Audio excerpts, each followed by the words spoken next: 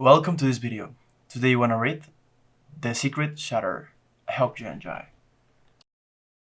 On my right hand there were lines of fishing stakes resembling a mysterious system of half-submerged bamboo fences, incomprehensible in its division of the domain of tropical fishes, and crazy of aspect as if abandoned forever by some nomad tribe of fishermen now gone to the other end of the ocean. For there was no sign of human habitation as far as the eye could reach. To the left a group of barren islets, suggesting ruins of stone walls, towers, and blockhouses, had its foundations set in a blue sea that itself looked solid. So still and stable did it lie below my feet, even the track of light from the westering sun shone smoothly, without that animated glitter which tells of an imperceptible ripple. And when I turned my head to take a parting glance at the tug which had just left us anchored outside the bar, I saw the straight line of the flat shore joined to the stable sea, edge to edge, with a perfect and unmarked closeness, in one leveled floor half brown, half blue under the enormous dome of the sky, corresponding in their insignificance to the islets of the sea. Two small clumps of trees, one on each side of the only fault in the impeccable joint, marked the mouth of the river Menon we had just left on the first preparatory stage of our homeward journey, and, far back on the inland level, a larger and loftier mass, the grove surrounding the great Paknon Pagoda, was the only thing on which the eye could rest from the vain task of exploring the monotonous sweep of the horizon. Here and there gleams as of a few scattered pieces of silver marked the windings of the great river, and on the nearest of them, just within the bar, the tug steaming right into the land became lost to my sight, hulled, funnel, and mast, as though the impassive earth had swallowed her up without an effort, without a tremor. My eye followed the light cloud of her smoke, now here, now there, above the plain, according to the devious curves of the stream, but always fainter and farther away, till I lost it at last behind the mitre-shaped hill of the great pagoda. And then I was left alone with my ship, anchored at the head of the Gulf of Siam. She floated at the starting point of a long journey, very still in an immense stillness, the shadows of her spars flung far to the eastward by the setting sun. At that moment I was alone on her decks. There was not a sound in her, and around us nothing moved, nothing leaped, not a canoe on the water, not a bird in the air, not a cloud in the sky. In this breathless pause at the threshold of a long passage we seemed to be measuring our fitness for a long and arduous enterprise, the appointed task of both our existences to be carried out, far from all human eyes, with only sky and sea for spectators and for judges. There must have been some glare in the air to interfere with one's sight, because it was only just before the sun left us that my roaming eyes made out beyond the highest ridge of the principal islet of the group something which did away with the solemnity of perfect solitude. The tide of darkness flowed on swiftly, and with tropical suddenness a swarm of stars came out above the shadowy earth, while I lingered yet, my hand resting lightly on my ship's rail as if on the shoulder of a trusted friend. But, with all that multitude of celestial bodies staring down at one, the comfort of quiet communion with her was gone for good. And there were also disturbing sounds by this time, voices, footsteps forward. The steward flitted along the main deck. A busily ministering spirit, a handbell tinkled urgently under the poop deck. I found my two officers waiting for me near the supper table in the lighted cuddy. We sat down at once, and as I helped the chief mate, I said, "Are you aware that there is a ship anchored inside the islands?" I saw her mastheads above the ridge as the sun went down. He raised sharply his simple face, overcharged by a terrible growth of whisker, and emitted his usual ejaculations. "Bless my soul, sir, you don't say so." My second mate was a round cheeked, silent young man, great beyond his years, I thought, but as our eyes happened to meet I detected a slight quiver on his lips. I looked down at once. It was not my part to encourage sneering on board my ship. It must be said, too, that I knew very little of my officers. In consequence of certain events of no particular significance, except to myself, I had been appointed to the command only a fortnight before. I felt painfully that I, a stranger, was doing something unusual when I directed him to let all hands turn in without setting an anchor watch. I proposed to keep on deck myself till 1 o'clock or thereabouts. I would get the second mate to relieve me at that hour. He will turn out the cook and the steward at 4, I concluded, and then give you a call. Of course, at the slightest sign of any sort of wind we'll have the hands up and make a start at once. He concealed his astonishment. "Very well, sir." Outside the cuddy he put his head in the second mate's door to inform him of my unheard of caprice to take a 5 hours anchor watch on myself. I heard the other raise his voice incredulously. What? The captain himself? Then a few more murmurs, a door closed, then another. A few moments later I went on deck. My strangeness, which had made me sleepless, had prompted that unconventional arrangement, as if I had expected in those solitary hours of the night to get on terms with the ship of which I knew nothing, manned by men of whom I knew very little more, fast alongside a wharf, littered like any ship in port with a tangle of unrelated things, invaded by unrelated shore people. I had hardly seen her yet properly. Now, as she lay cleared for sea, the stretch of her main deck seemed to me very fine under the stars. Very fine, very roomy for her size, and very inviting. I descended the poop and paced the waist, my mind picturing to myself the coming passage through the Malay archipelago, down the Indian Ocean, and up the Atlantic. All its phases were familiar enough to me, every characteristic, all the alternatives which were likely to face me on the high seas, everything, except the novel responsibility of command. But I took heart from the reasonable thought that the ship was like other ships, the men like other men, and that the sea was not likely to keep any special surprises expressly for my discomfiture. Arrived at that comforting conclusion, I bethought myself of a cigar and went below to get it. All was still down there. Everybody at the after end of the ship was sleeping profoundly. I came out again on the quarterdeck, agreeably at ease in my sleeping suit on that warm, breathless night, barefooted, a glowing cigar in my teeth, and, going forward, I was met by the profound silence of the fore end of the ship.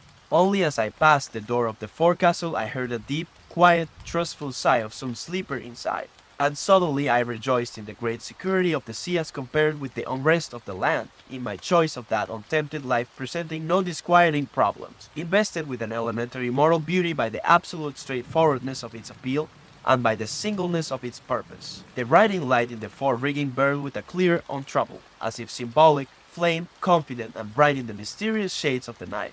Passing on my way aft along the other side of the ship, I observed that the rope-side ladder, put over, no doubt, for the master of the tug when he came to fetch away our letters, had not been hauling as it should have been. I became annoyed at this, for exactitude in small matters is the very soul of discipline. Then I reflected that I had myself peremptorily dismissed my officers from duty, and by my own act had prevented the anchor watch being formally set and things properly attended to.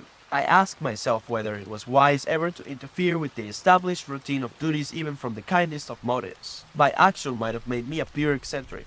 Goodness only knew how that absurdly whiskered maid would account for my conduct, and what the whole ship thought of that informality of their new captain. I was vexed with myself, not from compunction certainly, but, as it were mechanically, I proceeded to get the ladder in myself. Now a side ladder of that sort is a light affair and comes in easily, yet my vigorous tug, which should have brought it flying on board, merely recoiled upon my body in a totally unexpected jerk. What the devil? I was so astounded by the immovableness of that ladder that I remained stock still, trying to account for it to myself like that imbecile mate of mine. In the end, of course, I put my head over the rail. The side of the ship made an opaque belt of shadow on the darkling glassy shimmer of the sea, when I saw at once something elongated and pale floating very close to the ladder. Before I could form a guess, a faint flash of phosphorescent light, which seemed to issue suddenly from the naked body of a man, flickered in the sleeping water with the elusive, silent play of summer lightning in a night sky. With a gasp I saw revealed to my stare a pair of feet, the long legs, a broad livid back immersed right up to the neck in a greenish cadaverous glow. One hand, awash, clutched the bottom rung of the ladder. He was complete but for the head, a headless corpse. This cigar dropped out of my gaping mouth with a tiny plop and a short hiss quite audible in the absolute stillness of all things under heaven. At that I suppose he raised up his face, a dimly pale oval in the shadow of the ship's side, but even then I could only barely make out down there the shape of his black-haired head. However, it was enough for the horrid, frost-bound sensation which had gripped me about the chest to pass off. The moment of vain exclamations was past, too. I only climbed on the spare spar and leaned over the rail as far as I could, to bring my eyes near to that mystery floating alongside. As he hung by the ladder, like a resting swimmer, the sea lightning played about his limbs at every stir, and he appeared in it ghastly, silvery, fish-like. He remained as mute as a fish, too. He made no motion to get out of the water, either. It was inconceivable that he should not attempt to come on board, and strangely troubling to suspect that perhaps he did not want to. And my first words were prompted by just that troubled incertitude. "What's the matter?" I asked in my ordinary tone, speaking down to the face upturned exactly under mine. "Cramp," it answered, no louder. Then slightly anxious, I say, "No need to call anyone." "I was not going to," I said. "Are you alone on deck?" "Yes." I had somehow the impression that he was on the point of letting go the ladder to swim away beyond my ken, mysterious as he came. But, for the moment, this being appearing as if he had risen from the bottom of the sea wanted only to know the time. I told it him, and he, down there, tentatively, "I suppose your captain's terminated." I am sure he isn't, I said.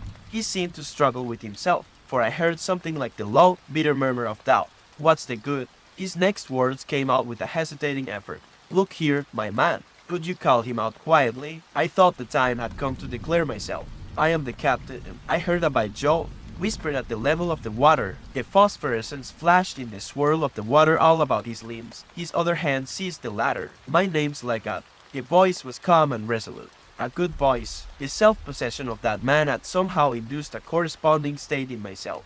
It was very quietly that I remarked, "You must be a good swimmer." "Yes, I've been in the water practically since 9 o'clock. The question for me now is whether I am to let go this ladder and go on swimming till I sink from exhaustion, or to come on board here." I felt this was no mere formula of desperate speech, but a real alternative in the view of a strong soul. I should have gathered from this that he was young. Indeed, it is only the young who are ever confronted by such clear issues. But at the time it was pure intuition on my part. A mysterious communication was established already between us two in the face of that silent, darkened tropical sea. I was young, too, young enough to make no comment. The man in the water began suddenly to climb up the ladder, and I hastened away from the rail to fetch some clothes. Before entering the cabin I stood still, listening in the lobby at the foot of the stairs. A faint snore came through the closed door of the chief mate's room. The second mate's door was on the hook, but the darkness in there was absolutely soundless. He, too, was young and could sleep like a stone, remained the steward, but he was not likely to wake up before he was called. I got a sleeping suit out of my room and, coming back on deck, saw the naked man from the sea sitting on the main hatch, glimmering white in the darkness, his elbows on his knees and his head in his hands. In a moment he had concealed his damp body in a sleeping suit of the same grey striped pattern as the one I was wearing and followed me like my double on the poop. Together we moved right aft, barefooted, silent. "What is it?" I asked in a deadened voice, taking the lighted lamp out of the binnacle and raising it to his face. An ugly business. He had rather regular features, a good mouth, light eyes under somewhat heavy, dark eyebrows, a smooth, square forehead, no brows on his cheeks, a small, brown mustache, and a well-shaped, round chin. His expression was concentrated, meditative, under the inspecting light of the lamp I held up to his face, such as a man thinking hard in solitude might wear. My sleeping suit was just right for his size. A well-knit young fellow of 25 at most. He caught his lower lip with the edge of white, even teeth. "Yes," I said, replacing the lamp in the binnacle. The warm, heavy tropical night closed upon his head again. "There's a ship over there," he murmured. "Yes, I know. The Sephora. Did you know of us?" "Hadn't the slightest idea. I am the mate of her." He paused and corrected himself. "I should say I was." "Aha, something wrong." "Yes, very wrong indeed. I've killed a man." "What do you mean?" "Just now." "No, on the passage. Weeks ago. 39 south." When I say a man, fit of temper, I suggested, confidently. The shadowy, dark head, like mine, seemed to nod imperceptibly above the ghostly gray of my sleeping suit. It was, in the night, as though I had been faced by my own reflection in the depths of a somber and immense mirror. "A pretty thing to have to own up to for a Conway boy," murmured my double, distinctly. "You're a Conway boy." "I am," he said, as if startled. Then, slowly, "Perhaps you too." It was so, but being a couple of years older I had left before he joined. After a quick interchange of dates a silence fell, and I thought suddenly of my absurd mate with his terrific whiskers and the "bless my soul, you don't say so" type of intellect. My double gave me an inkling of his thoughts by saying, "My father's a parson in Norfolk. Do you see me before a judge and jury on that charge? For myself, I can't see the necessity. There are fellows that an angel from heaven, and I am not that." He was one of those creatures that are just simmering all the time with a silly sort of wickedness. Miserable devils that have no business to live at all. He wouldn't do his duty and wouldn't let anybody else do theirs. But what's the good of talking? You know well enough the sort of ill-conditioned, snarling cur. He appealed to me as if our experiences had been as identical as our clothes. And I knew well enough the pestiferous danger of such a character where there are no means of legal repression. And I knew well enough also that my double there was no homicidal ruffian. I did not think of asking him for details, and he told me the story roughly in brusque, disconnected sentences. I needed no more. I saw it all going on as though I were myself inside that other sleeping suit. It happened while we were setting a reef foresail at dusk. Reef foresail. You understand the sort of weather. The only sail we had left to keep the ship running, so you may guess what it had been like for days. Anxious sort of job, that. He gave me some of his cursed insolence at the ship. I tell you I was overdone with this terrific weather that seemed to have no end to it. Terrific, I tell you, and a deep ship. I believe the fellow himself was half crazed with funk. It was no time for gentlemanly reproof, so I turned round and felt him like an ox. He opened at me. We closed just as an awful sea made for the ship. All hands saw it coming and took to the rigging, but I had him by the throat and went on shaking him like a rat. The men above us yelling, "Look out! Look out!" Then a crash as if the sky had fallen on my head. They say that for over 10 minutes hardly anything was to be seen of the ship, just the three masts and a bit of the forecastle head and of the poop all awash driving along in a smother of foam. It was a miracle that they found us jammed together behind the forebits. It's clear that I meant business, because I was holding him by the throat still when they picked us up. He was black in the face. It was too much for them. It seems they rushed us aft together, gripped as we were, screaming murder, like a lot of lunatics, and broke into the cuddy, and the ship running for her life, touch and go all the time, any minute her last in a sea fit to turn your hair grey only a looking at it. I understand that the skipper, too, started raving like the rest of them. The man had been deprived of sleep for more than a week, and to have this sprung on him at the height of a furious gale nearly drove him out of his mind. I wonder they didn't fling me overboard after getting the carcass of their precious shipmate out of my fingers. They had rather a job to separate us, I've been told. A sufficiently fierce story to make an old judge and a respectable jury sit up a bit. The first thing I heard when I came to myself was the maddening howling of that endless gale, and on that the voice of the old man. He was hanging onto my bunk, staring into my face out of his sou'wester. "Mr. Legat, you have killed a man. You can act no longer as chief mate of this ship."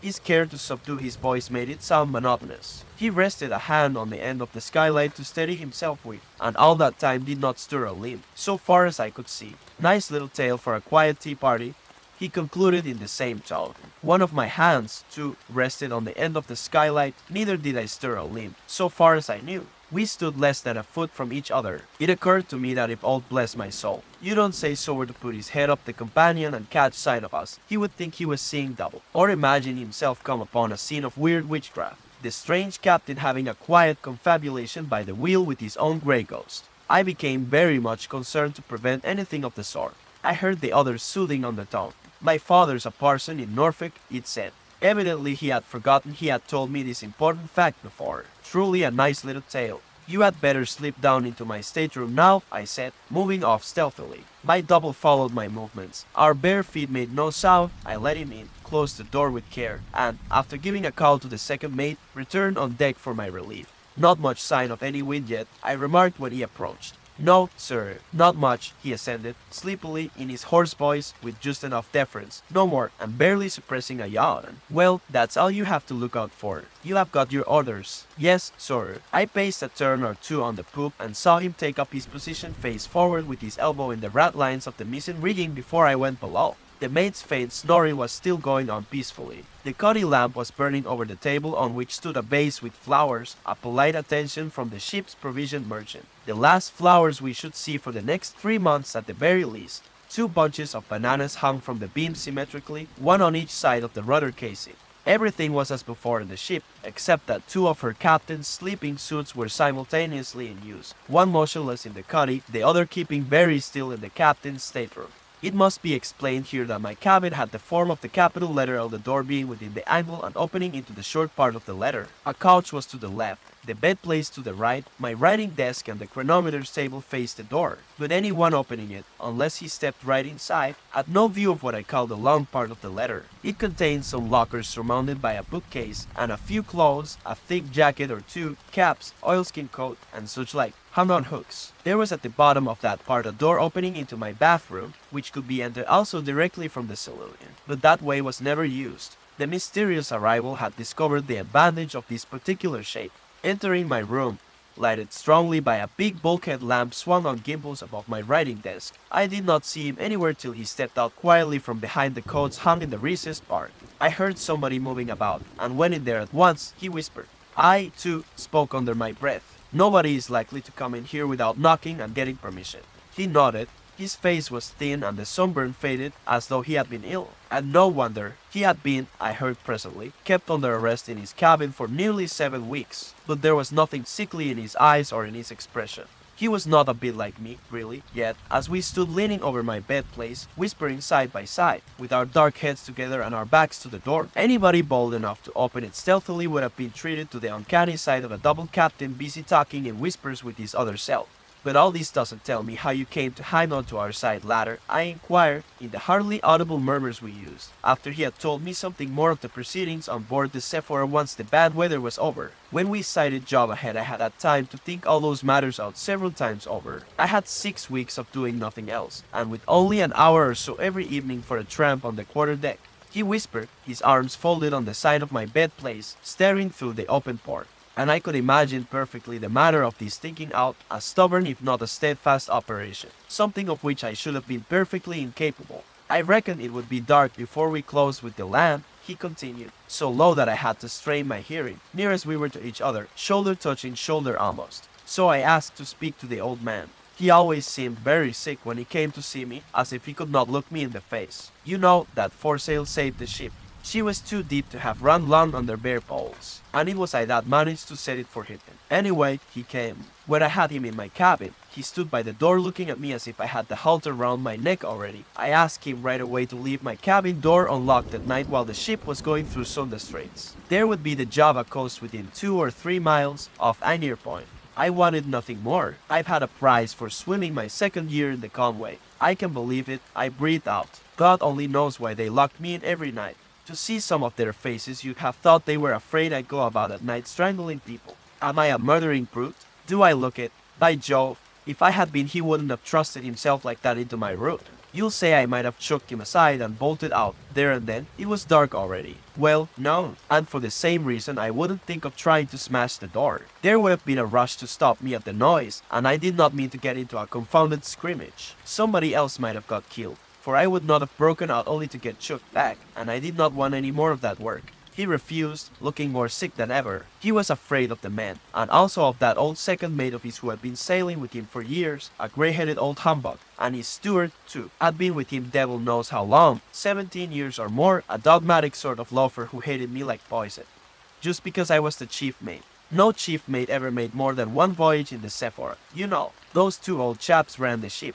Devil only knows what the skipper wasn't afraid of what the law would do to him, of his wife, perhaps. Oh, yes, she's on board, though I don't think she would have meddled. She would have been only too glad to have me out of the ship in any way. The brand of Cain business, don't you see? That's all right. I was ready enough to go off wandering on the face of the earth, and that was price enough to pay for an able of that sort. Anyhow, he wouldn't listen to me. This thing must take its course. I represent the law here. He was shaking like a leaf. So you won't? No. Then I hope you will be able to sleep on that, I said, and turned my back on it. I wonder that you can, cries he, and locks the door. Well, after that, I couldn't. Not very well. That was 3 weeks ago. We have had a slow passage through the Java Sea, drifted about Karamada for 10 days. When we anchored here they thought, I suppose, it was all right. The nearest land is the ship's destination. The consul would soon set about catching me, and there would have been no object in bolting to these islets there. I don't suppose there's a drop of water on that end. I don't know how it was, but tonight that steward, after bringing me my supper, went out to let me eat it, and left the door unlocked. And I ate it, all there was too. After I had finished, I strolled out on the quarterdeck.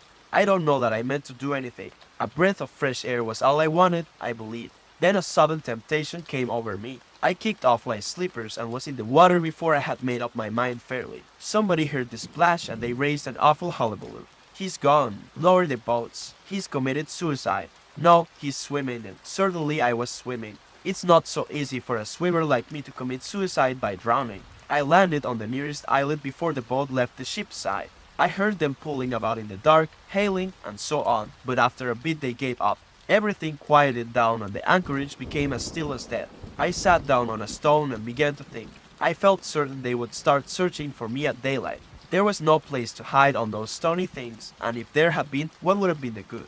But now I was clear of that ship, I was not going back. So after a while I took off all my clothes, tied them up in a bundle with a stone inside, and dropped them in the deep water on the other side of that islet.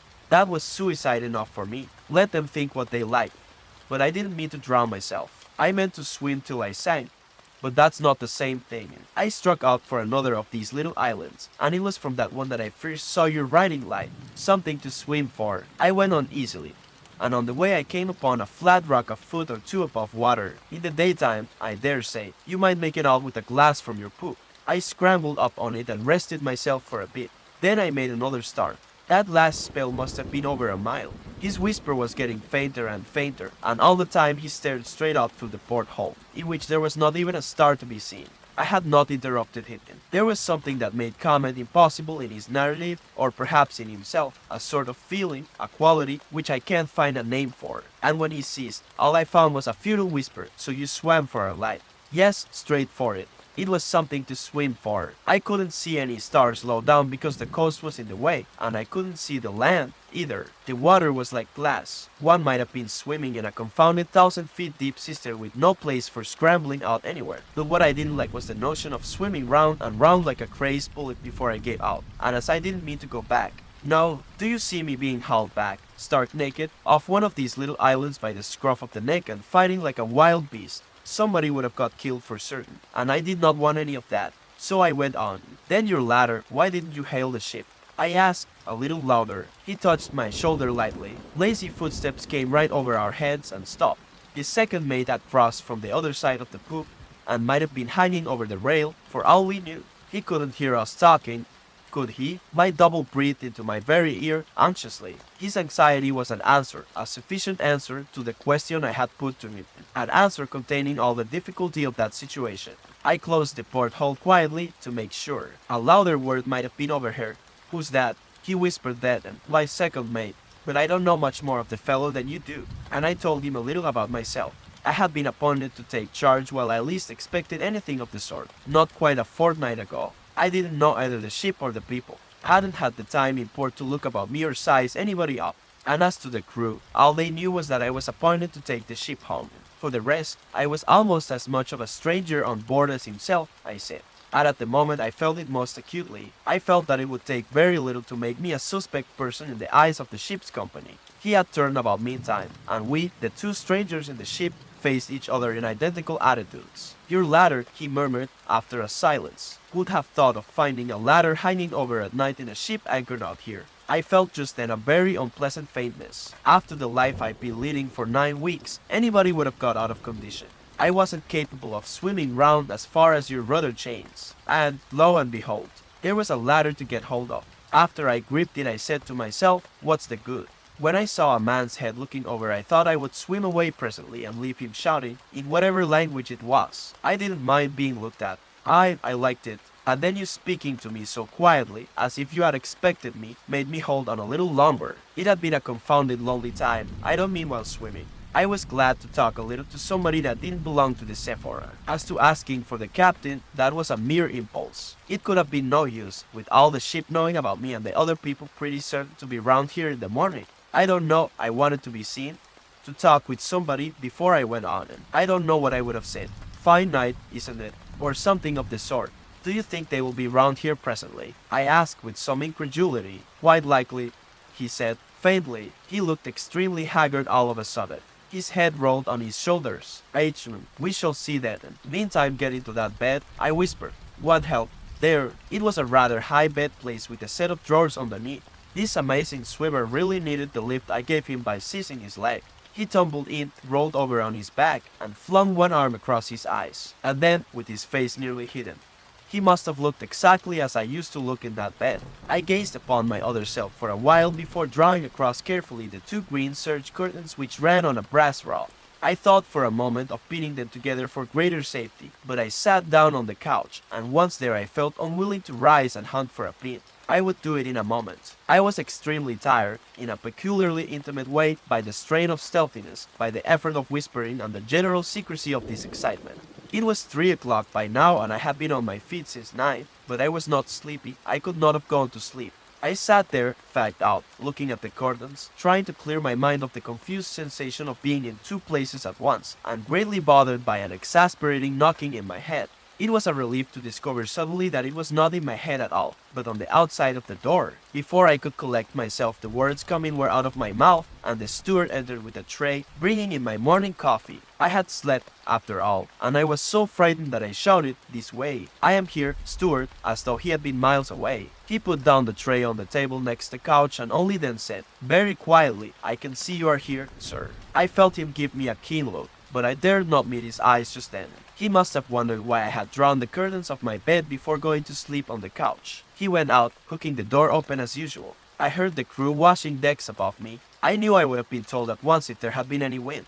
Come, I thought, and I was doubly vexed. Indeed, I felt dull more than ever. The steward reappeared suddenly in the doorway. I jumped up from the couch so quickly that he gave a start. What do you want here? Close your port, sir. They are washing decks. It is closed, I said, reddening. Very well, sir. But he did not move from the doorway and returned my stare in an extraordinary, equivocal manner for a time.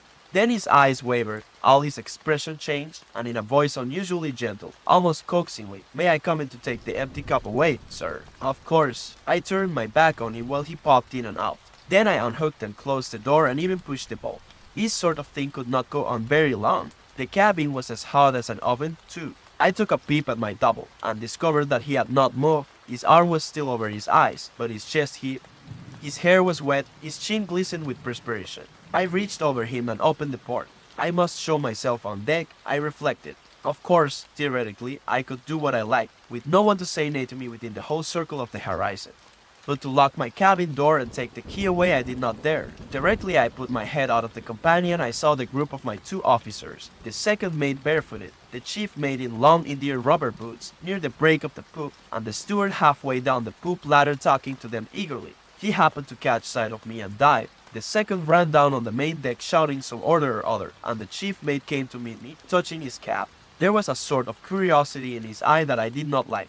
I don't know whether the steward had told them that I was queer only, or downright drunk, but I know the man meant to have a good look at me. I watched him coming with a smile which, as he got into point-blank range, took effect and froze his very whiskers. I did not give him time to open his lips, square the yards by lifts, and braces before the hands go to breakfast. It was the first particular order I had given on board that ship, and I stayed on deck to see it executed, too. I had felt the need of asserting myself without loss of time. That sneering young cop got taken down a peg or two on that occasion, and I also seized the opportunity of having a good look at the face of every foremast man as they filed past me to go to the after braces. At breakfast time, eating nothing myself, I presided with such frigid dignity that the two mates were only too glad to escape from the cabin as soon as decency permitted, and all the time the dual working of my mind distracted me almost to the point of insanity. I was constantly watching myself, my secret self, as dependent on my actions as my own personality, sleeping in that bed, behind that door which faced me as I sat at the head of the table.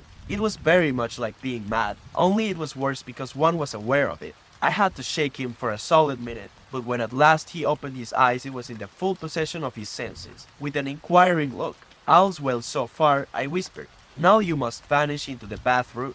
I was looking at him when a voice outside the door said, "Beg pardon, sir." Well, I kept my eyes on him, and so, when the voice outside the door announced, "There's a ship's boat coming our way, sir," I saw him give a start, the first movement he had made for hours, but he did not raise his bowed head. "All right. Get the ladder over." I hesitated. Should I whisper something to him? But what? His immobility seemed to have been never disturbed. What could I tell him he did not know already? Finally, I went on deck. Chapter 2. The skipper of the Sephora had a thin red whisker all round his face, and the sort of complexion that goes with hair of that color, also the particular, rather smeary shade of blue in the eyes. He was not exactly a showy figure. His shoulders were high, his stature but middling, one leg slightly more bendy than the other. He shook hands, looking vaguely around. A spiritless tenacity was his main characteristic, I judged. I behaved with a politeness which seemed to disconcert him.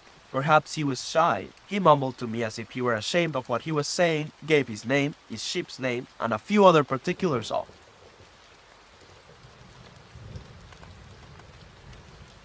that sort in the matter of a criminal making a reluctant and doleful confession. He had had terrible weather on the passage out, terrible, wife aboard, too. By this time we were seated in the cabin and the steward brought in a tray with a bottle and glasses. Thanks. No, never took liquor. Would have some water though. He drank 2 tumblerfuls. Terrible thirsty work. Ever since daylight had been exploring the islands round his ship. What was that for? Fun? I asked with an appearance of polite interest. No, he sighed. Painful duty, as he persisted in his mumbling, and I wanted my double to hear every word. I hit upon the notion of informing him that I regretted to say I was hard of hearing. Such a young man, too. He nodded, keeping his smeary blue, unintelligent eyes fastened upon me. What was the cause of it? Some disease? He inquired, without the least sympathy, and as if he thought that, if so, I got no more than I deserved. Yes, disease, I admitted in a cheerful tone which seemed to shock it. But my point was gained.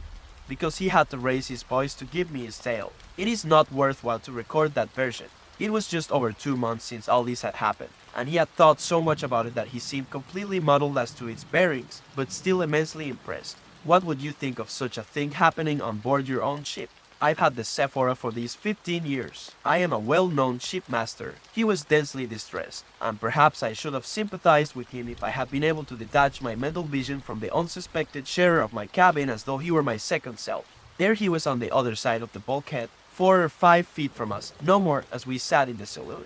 I looked politely at Captain Archbold, but it was the other I saw, in a grey sleeping suit, seated on a low stool, his bare feet close together, his arms folded, and every word said between us falling into the ears of his dark head bowed on his chest. I have been at sea now, man and boy, for 37 years, and I've never heard of such a thing happening in an English ship, and that it should be my ship. Wife on board, too. I was hardly listening to him. Don't you think, I said, that the heavy sea which, you told me, came aboard just then might have killed the man? I have seen the sheer weight of a sea kill a man very neatly, by simply breaking his neck. Good God, he uttered, impressively, fixing his smeary blue eyes on me. They say, no man killed by the sea ever looked like that. He seemed positively scandalized at my suggestion, and as I gazed at him, certainly not prepared for anything original on his part, he advanced his head close to mine and thrust his tongue out at me so suddenly that I couldn't help starting back. After scoring over my comments in this graphic way, he nodded wisely. If I had seen the sight, he assured me, I would never forget it as long as I lived. The weather was too bad to give the corpse a proper sea burial, so next day at dawn they took it up on the poop. Covering its face with a bit of bunting, he read a short prayer, and then, just as it was, in its oilskins and long boots, they launched it amongst those mountainous seas that seemed ready every moment to swallow up the ship herself, and the terrified lives on board of her. That reefed foresail saved you, I threw in. Under God, it did, he exclaimed fervently. It was by a special mercy, I firmly believe, that it stood some of those hurricane squalls. It was the setting of that sail which, I began. God's own hand in it, he interrupted me. Nothing less could have done it. I don't mind telling you that I hardly dared give the order. It seemed impossible that we could touch anything without losing it, and then our last hope would have been gone. The terror of that gale was on him yet. I let him go on for a bit, then said, casually, as if returning to a minor subject, you were very anxious to give up your mate to the shore people, I believe. He was, to the law. His obscure tenacity on that point had in it something incomprehensible,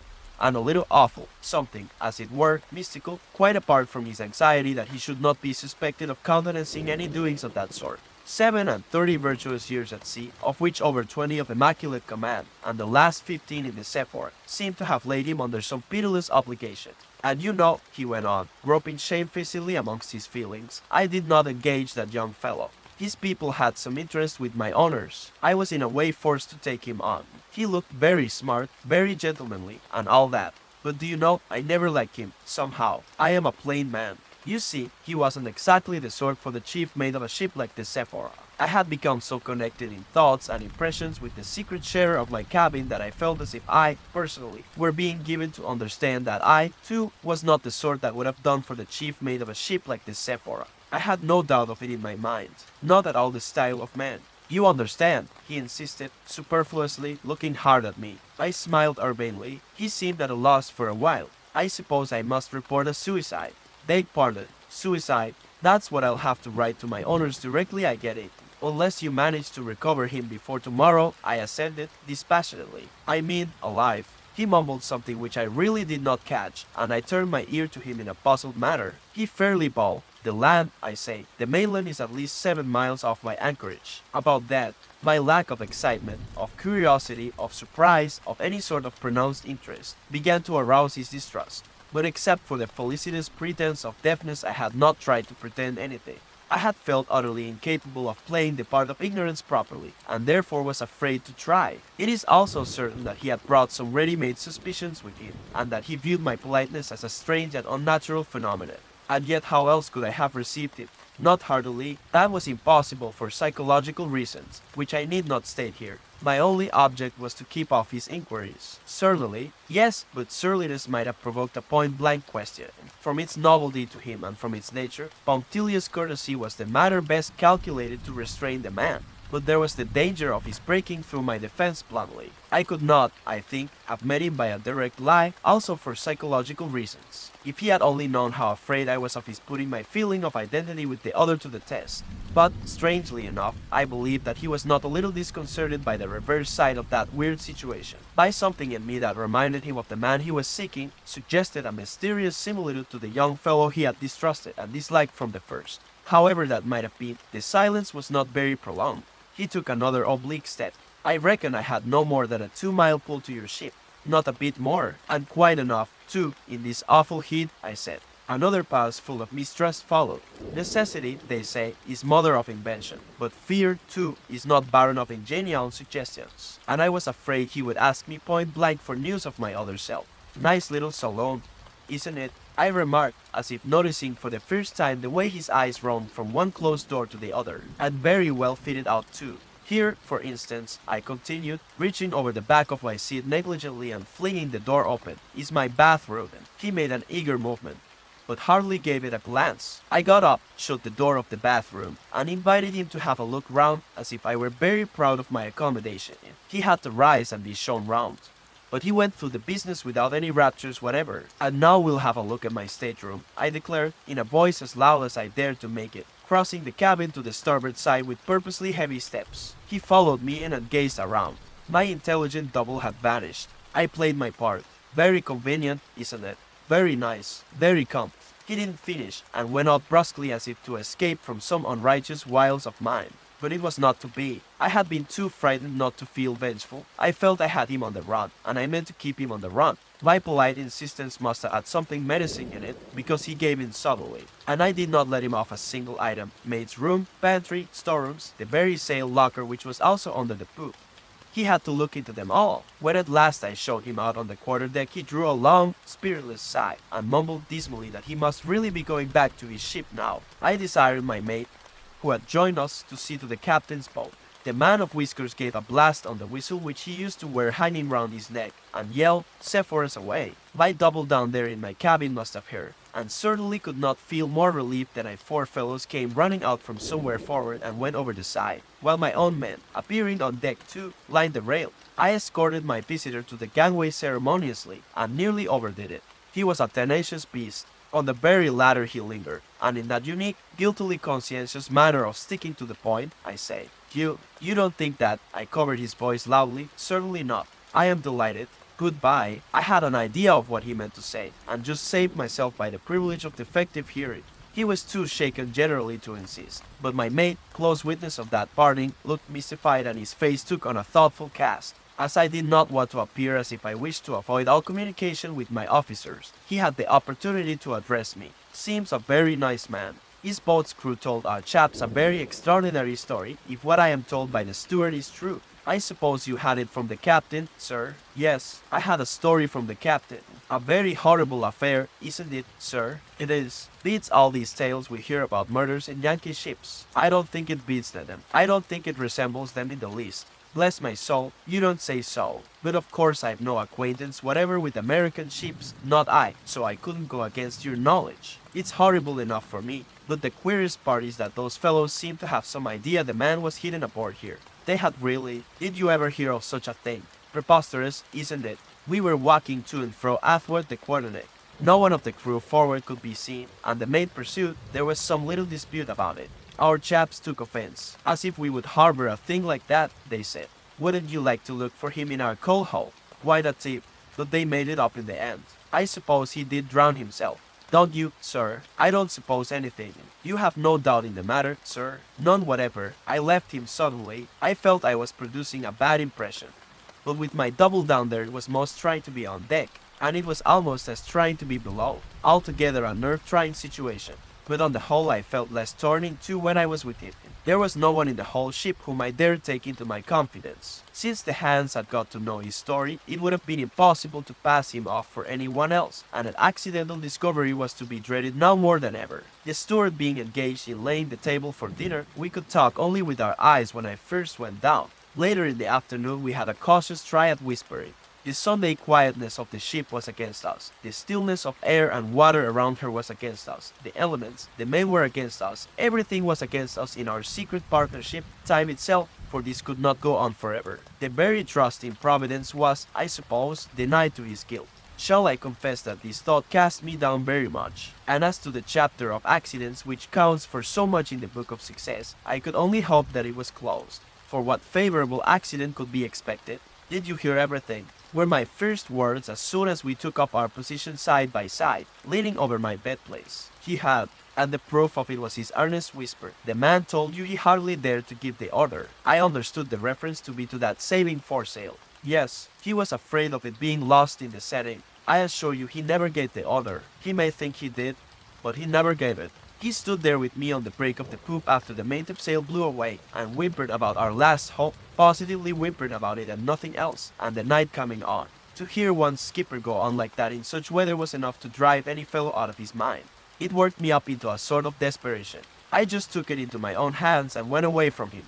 Boiling, but what's the use telling you? You know, do you think that if I had not been pretty fierce with them I should have got the men to do anything? Not it. The bosun perhaps. Perhaps. It wasn't a heavy sea, it was a sea gone mad. I suppose the end of the world will be something like that, and a man may have the heart to see it coming once and be done with it, but to have to face it day after day, I don't blame anybody. I was precious little better than the rest. Only I was an officer of that old coal wagon. Anyhow, I quite understand. I conveyed that sincere assurance into his ear. He was out of breath with whispering. I could hear him pant slightly. It was all very simple. The same strung-up force which had given 24 men a chance, at least, for their lives, had, in a sort of recoil, crushed an unworthy mutinous existence. But I had no leisure to weigh the merits of the matter. Footsteps in the saloon, a heavy knock. There's enough wind to get under way with, sir. Here was the call of a new claim upon my thoughts and even upon my feelings. Turn the hands up, I cried through the door. I'll be on deck directly. I was going out to make the acquaintance of my ship.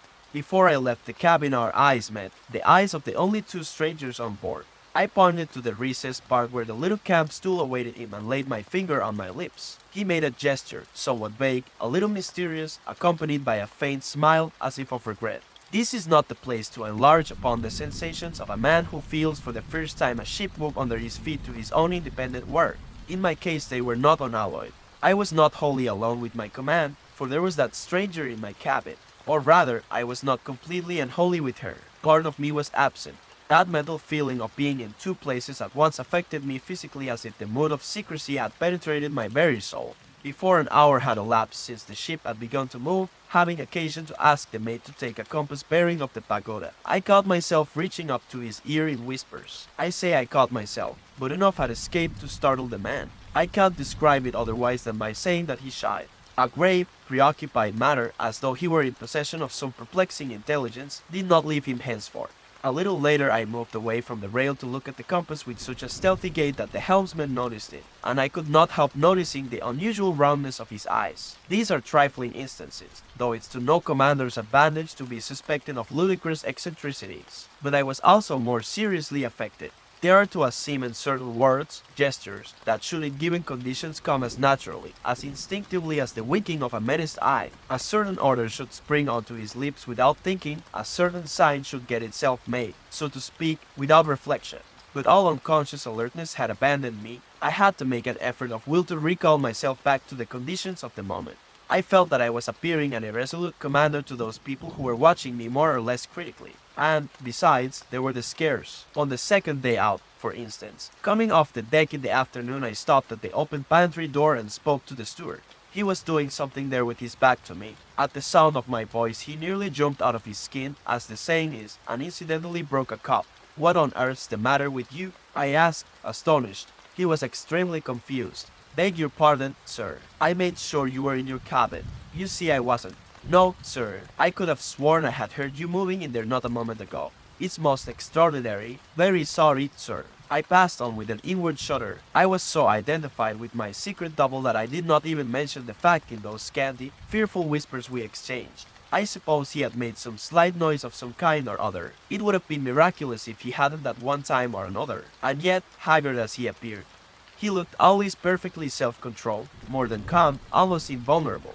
On my suggestion he remained almost entirely in the bathroom, which, upon the whole, was the safest place. There could be really no shadow of an excuse for anyone ever wanting to go in there once the steward had done with it. It was a very tiny place. Sometimes he reclined on the floor, his legs bent, his head sustained on one elbow. At others I would find him on the camp stool, sitting in his gray sleeping suit and with his cropped dark hair like a patient, unmoved calmly. At night I would smuggle him into my bed place, and we would whisper together with the regular footfalls of the officer of the watch passing and repassing over our heads. It was an infinitely miserable time.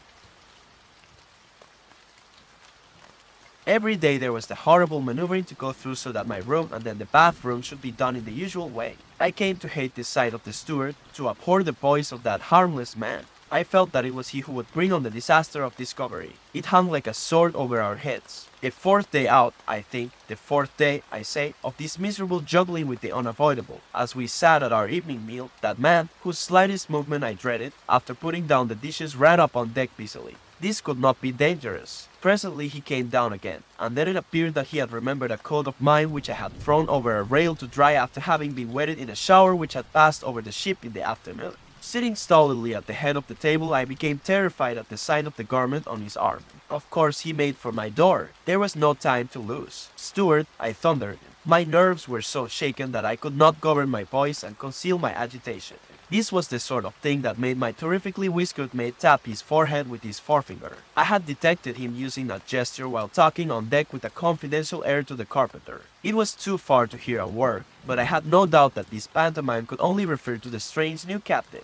"Yes, sir." The pale-faced steward turned resignedly to me. It was this maddening course of being shouted at, checked without rhyme or reason, arbitrarily chased out of my cabin, suddenly called into it, sent flying out of his pantry on incomprehensible errands, that accounted for the growing wretchedness of his expression. "Where are you going with that coat?" "To your room, sir." "Is there another shower coming?" "I'm sure I don't know, sir." "Shall I go up again and see, sir?" "No, never mind." My object was attained, as of course my other self in there would have heard everything that passed. During this interlude my two officers never raised their eyes off their respective plates, but the lip of that confounded cop, the second mate, quivered visibly. I expected the steward to hook my coat on and come out at once. He was very slow about it, but I dominated my nervousness sufficiently not to shout after him. Suddenly I became aware that the fellow for some reason or other was opening the door of the bathroom. It was the end. The place was literally not big enough to swing a cat in. My voice died in my throat and I went stony all over. I expected to hear a yell of surprise and terror and made a movement, but had not the strength to get on my legs. Everything remained still. Had my second self taken the poor wretch by the throat. I don't know what I would have done next moment if I had not seen the steward come out of my room, close the door, and then stand quietly by the sideboard. Saved, I thought.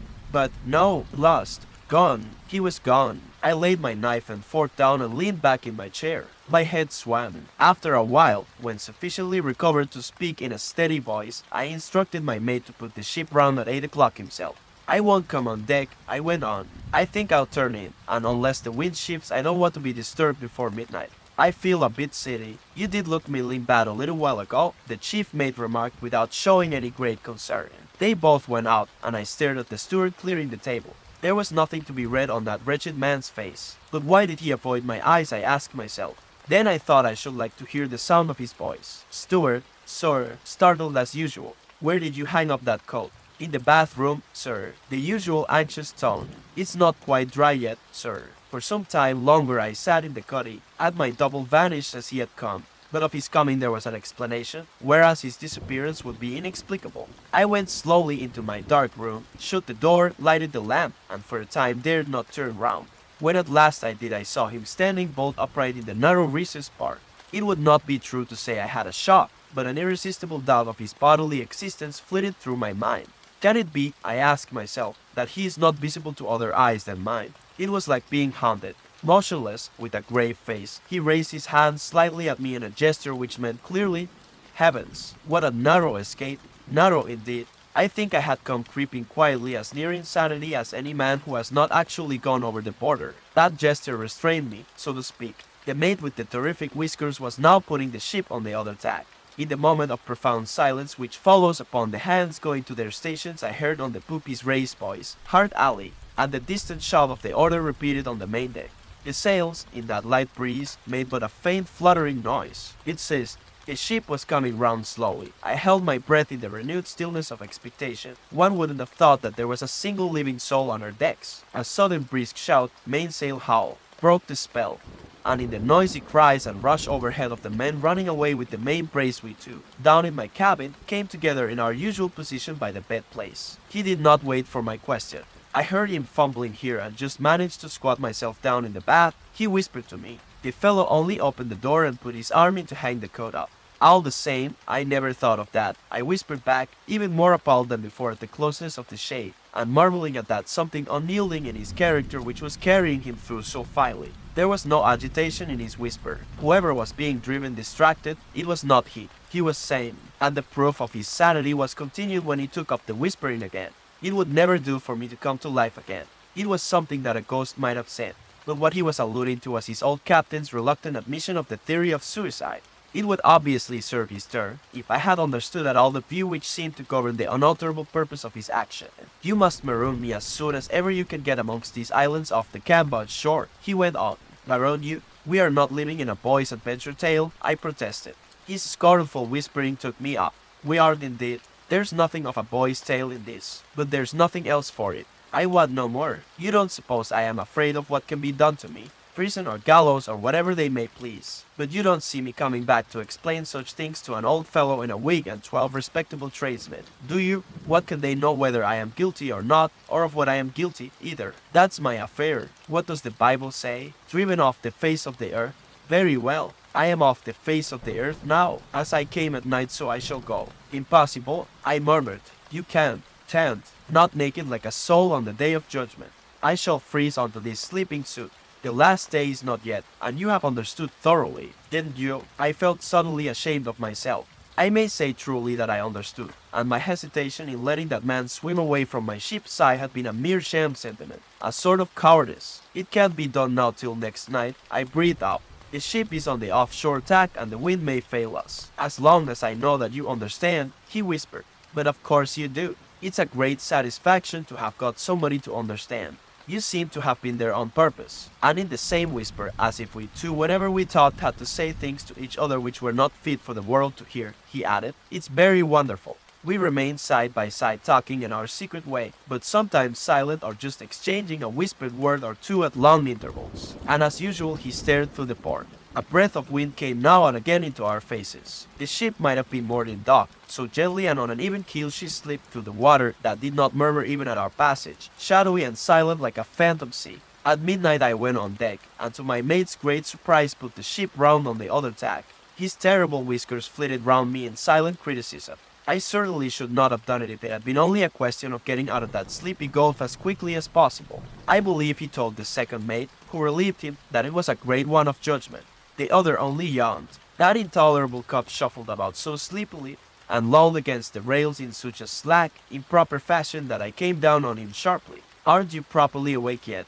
Yes, sir, I am awake. Well, then, be good enough to hold yourself as if you were, and keep a lookout. If there's any current, we'll be closing with some islands before daylight. The east side of the gulf is fringed with islands, some solitary, others in groups. On the blue background of the high coast they seem to float on silvery patches of calm water, arid and gray, or dark green and rounded like clumps of evergreen bushes, with the larger ones, a mile or two long, showing the outlines of ridges, ribs of gray rock under the dank mantle of matted leafage. Unknown to trade, to travel, almost to geography, the manner of life they harbor is an unsolved secret. There must be villages, settlements of fishermen at least, on the largest of them, and some communication with the world is probably kept up by native craft. But all that forenoon, as we headed for them, fanned along by the faintest of breezes, I saw no sign of man or canoe in the field of the telescope I kept on pointing at the scattered group. At noon I gave no orders for a change of course, and the mate's whiskers became much concerned and seemed to be offering themselves unduly to my notice. At last I said, I am going to stand right in, as far as I can take her. The stare of extreme surprise imparted an air of ferocity also to his eyes, and he looked truly terrific for a moment. We're not doing well in the middle of the Gulf, I continued casually. I am going to look for the land breezes tonight. Bless my soul. Do you mean, sir, in the dark amongst the lot of all them islands and reefs and shoals? Well, if there are any regular land breezes at all on this coast, one must get close inshore to find them, mustn't one? Bless my soul, he exclaimed again under his breath. All that afternoon he wore a dreamy, contemplative appearance which in him was a mark of perplexity. After dinner I went into my stateroom as if I meant to take some rest. There we two bent our dark heads over a half-unrolled chart lying on my bed. There, I said. It's got to be called rain. I've been looking at it ever since sunrise. It has got 2 hills and a low point. It must be inhabited. And on the coast opposite there is what looks like the mouth of a biggish river with some town, no doubt, not far off. It's the best chance for you that I can see. Anything, call rain let it be. He looked thoughtfully at the chart as if surveying chances and distances from a lofty height, and following with his eyes his own figure wandering on the blank land of Cochin China, and then passing off that piece of paper clean out of sight into uncharted regions. And it was as if the ship had 2 captains to plan her course for her. I had been so worried and restless running up and down that I had not had the patience to dress that day. I had remained in my sleeping suit with straw slippers and a soft floppy hat. The closeness of the heat in the Gulf had been most oppressive, and the crew were used to see me wandering in that airy attire. She will clear the south point as she heads now, I whispered into his ear. Goodness only knows when, though, but certainly after dark. I'll edge her into half a mile, as far as I may be able to judge in the dark. Be careful, he murmured, warningly, and I realized suddenly that all my future, the only future for which I was fit, would perhaps go irretrievably to pieces in any mishap to my first command. I could not stop a moment longer in the route. I motioned him to get out of sight and made my way on the poop. That unplayful cub had the watch. I walked up and down for a while thinking things out, then beckoned him over. Send a couple of hands to open the 2 quarterdeck ports, I said, mildly. He actually had the impudence, or else so forgot himself in his wonder at such an incomprehensible order as to repeat, open the quarter-deck ports. What for, sir? The only reason you need concern yourself about is because I tell you to do so. Have them opened wide and fastened properly. He reddened and went off, but I believe made some jeering remark to the carpenter as to the sensible practice of ventilating a ship's quarter-deck. I know he popped into the mate's cabin to impart the fact to him because the whiskers came on deck, as it were by chance, and stole glances at me from below, for signs of lunacy or drunkenness, I suppose. A little before supper, feeling more restless than ever, I rejoined, for a moment, my second self, and to find him sitting so quietly was surprising, like something against nature, inhuman. I developed my plan in a hurried whisper. I shall stand in as close as I dare and then put her round.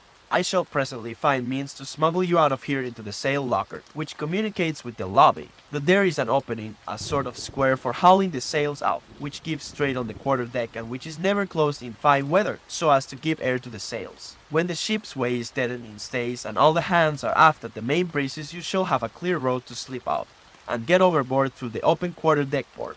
I've had them both fastened up. Use a rope's end to lower yourself into the water so as to avoid a splash, you know. It could be heard and cause some beastly complication.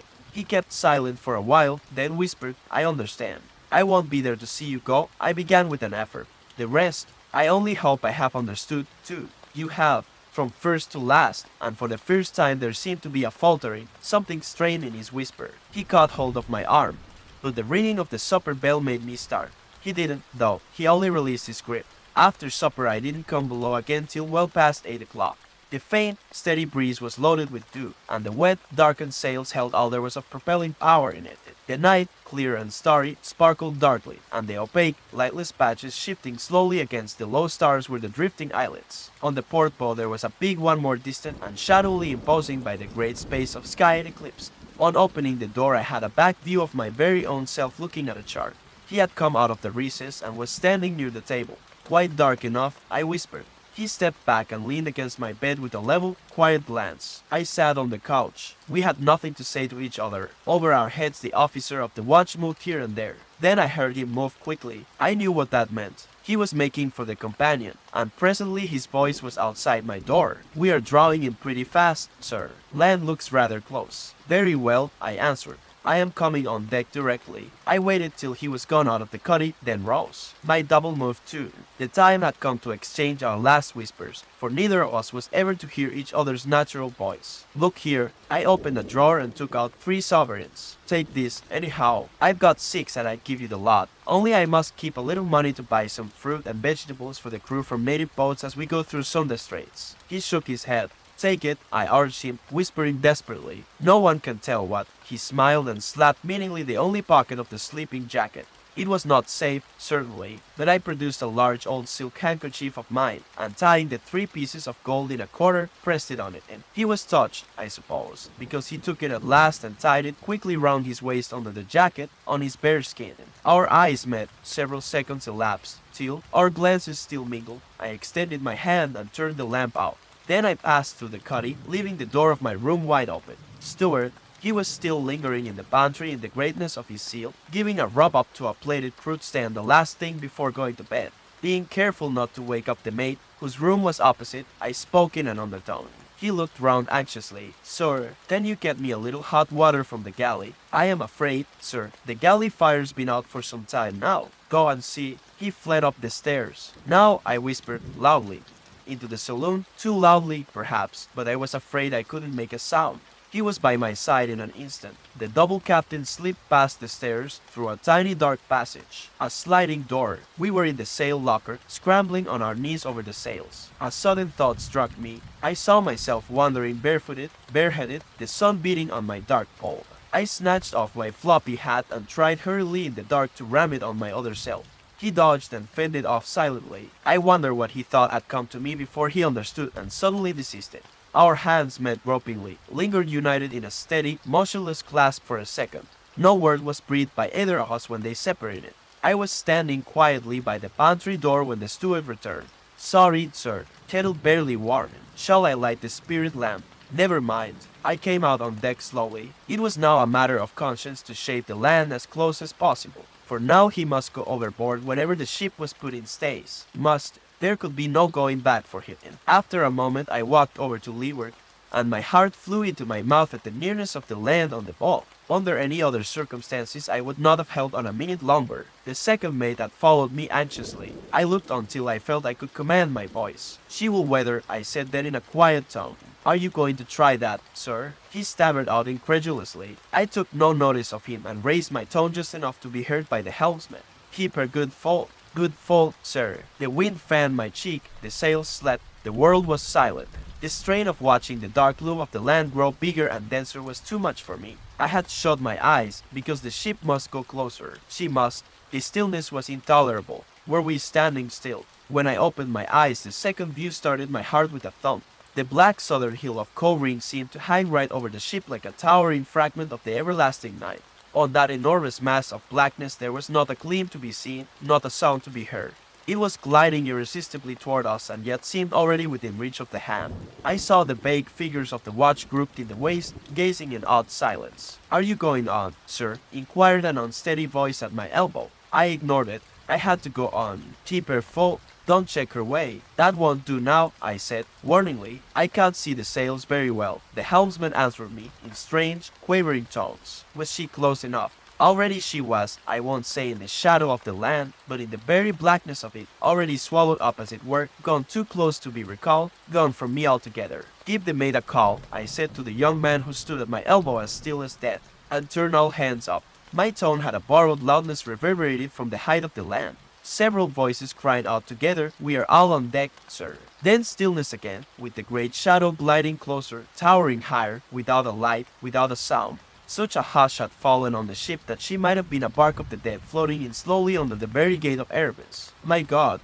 where are we? It was the mate moaning at my elbow. He was thunderstruck, and as it were deprived of the moral support of his whiskers. He clapped his hands and absolutely cried out, "Lost." "Be quiet," I said, sternly. He lowered his tone.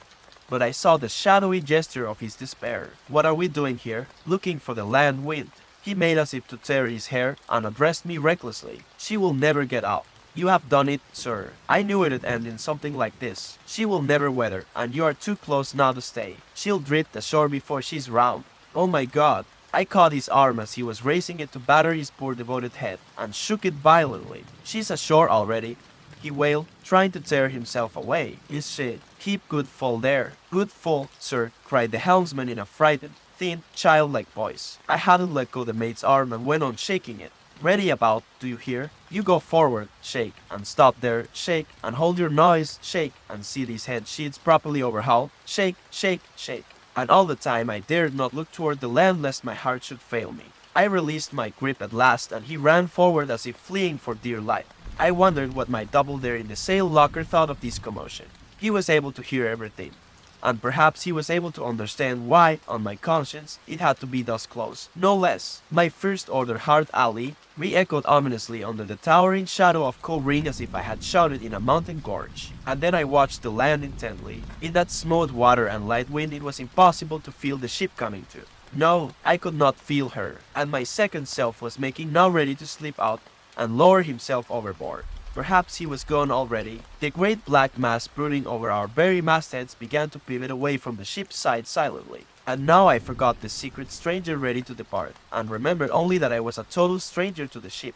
I did not know her. Would she do it? How was she to be handled? I swung the main-yard and waited helplessly. She was perhaps stopped, and her very fate hung in the balance, with the black mass of Koh Ring like the gate of the everlasting night towering over her taffrail. What would she do now? Had she way on her yet? I stepped to the side swiftly, and on the shadowy water I could see nothing except a faint phosphorescent flash revealing the glassy smoothness of the sleeping surface. It was impossible to tell, and I had not learned yet the feel of my ship.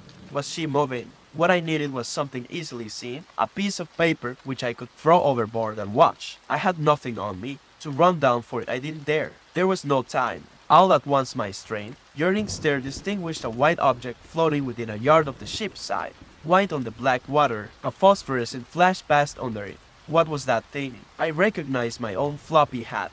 It must have fallen off his head, and he didn't bother. Now I had what I wanted, the saving mark for my eyes. But I hardly thought of my other self, now gone from the ship, to be hidden forever from all friendly faces, to be a fugitive and a vagabond on the earth, with no brand of the curse on his same forehead to stay a slain hand.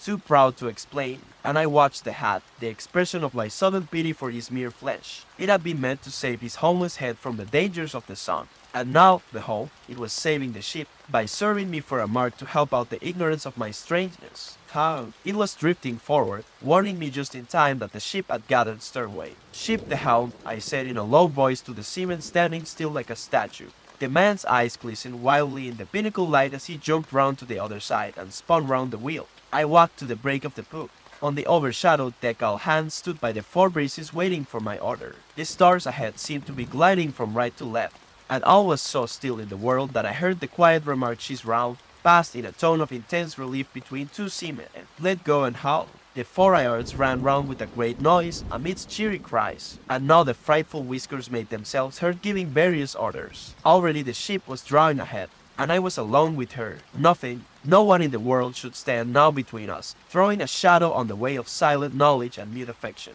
The perfect communion of a seaman with his first command. Walking to the taffrail, I was in time to make out, on the very edge of a darkness thrown by a towering black mass like the very gateway of Erebus. Yes, I was in time to catch an evanescent glimpse of my white hat left behind to mark the spot where the secret sharer of my cabin, and of my thoughts, as though he were my second self, had lowered himself into the water to take his punishment. A free man, a proud swimmer striking out for a new destiny.